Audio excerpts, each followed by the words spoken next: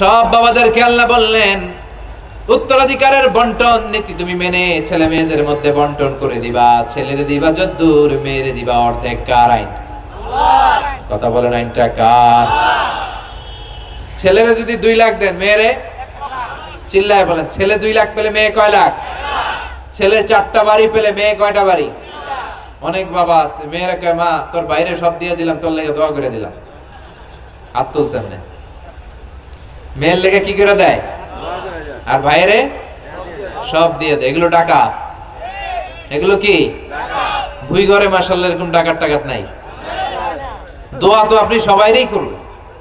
ছেলে যেটা প্রাপ্য দিয়ে দেন, মেয়ে যেটা প্রাপ্য দিয়ে দেন, তারপরে হাত তুলে দোয়াও করে দেন। কথা বলেন। অনেক মা আছে ছেলেরে বেশি খাওয়ায়, মেয়েরে কম খাওয়ায়। আছে না নাই? ছেলের পাতে মুরগির রান, মাইয়ার পাতে মুরগির ঠ্যাং। আছে না নাই? দেখবেন ওই মা বাবার হয়তো অনেক সময় শেষ কালটা ছেলের বাড়িতে কাটে না, কাটে মেয়ের বাড়িতে। আছে না নাই? কারণ প্রকৃতির একটা মায়ের আছে না নাই? শেষ মাইরটা আল্লাহ দিবে। শেষ মাইরটা কার? আল্লাহ ছাড় দেয়, ছেড়ে দেয় না। আল্লাহ কি দেয়? কি দেয় না? আল্লাহর সব মনে থাকে। আল্লাহ শেষ খেলাটা খেলে দিবে। চিল্লায় বলেন ঠিক কিনা?